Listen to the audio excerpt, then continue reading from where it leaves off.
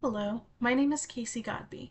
Today I'll be reflecting on Laura Bohannon's 1966 article, Shakespeare in the Bush.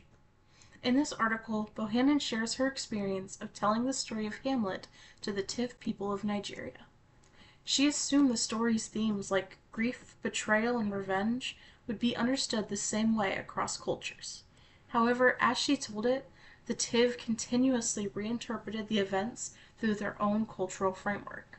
For example, where Westerners might see Hamlet's uncle Claudius as a villain for marrying Hamlet's mother, the Tiv saw that as normal and even somewhat expected within their society.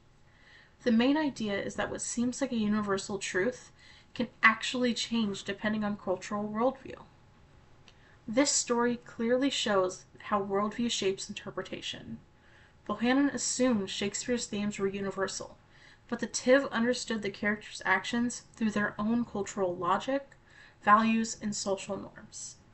As Morris, Campbell, and Greener 2013 explain, communication is always filtered through culture, and that filter affects how meaning is received and understood. One ethnocentric bias is Bohannon's initial belief that the Shakespeare plays are universally understandable without any cultural context. This assumption reflects a Western worldview that often treats Shakespeare as timeless and superior. However, the Tiv study revealed that cultural background deeply affects interpretation.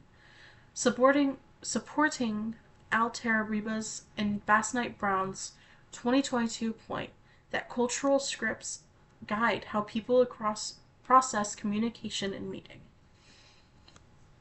The story challenges the idea that one's own cultural values are normal or correct. Bohannon realized that what seemed obvious to her, like the immorality of Claudius's marriage, was not shared by the Tiv.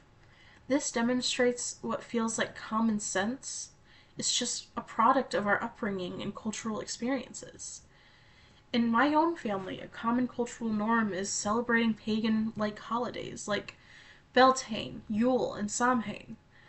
These celebrations feel natural and deeply meaningful to most of us because they connect with nature's cycles and honor the changing seasons. However, from an outsider's point of view, especially in a primarily Christian community, our traditions might seem unusual or even misunderstood.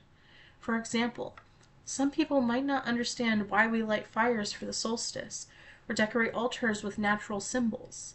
This shows how traditions that feel sacred in one worldview can be confusing or unfamiliar to another. A personal experience that relates to this idea happened when I was younger. Some kids at school used to call me and my family gypsies because of the way we celebrated holidays and valued spirituality differently. At the time, I didn't fully understand why they saw it that way. It just felt hurtful and confusing. Looking back, I realized it was a cultural misunderstanding for the most part. Most people do not know much about the Roma people, and they only have known what they've seen on TV, such as My Big Gypsy Wedding. They viewed my family's beliefs through their own cultural lens, just like Bohannon's audience reinterpreted Hamlet through theirs. This experience taught me that misunderstanding often comes from assuming that one's own way of life is the default or the normal one. A best practice that we can learn from Bohannon's experience is to approach communication with humility and curiosity, rather than assuming our worldview is universal. Instead of insisting that Shakespeare's meaning was the right one, she could have asked more questions about how the Tiv understood the story and why. Zhuambao 2010 argue that awareness of different perspectives leads to a more respectful and effective intercultural communication, which is something I try to practice on my own interactions. The most important lesson I gained from this article is that worldview deeply shapes the way people interpret stories, events, and even so-called universal truths. Intercultural communication requires recognizing these differences and being willing to learn from them instead of assuming that our values are the standard. We should approach others with respect and openness to new perspectives. Thank you for your time today.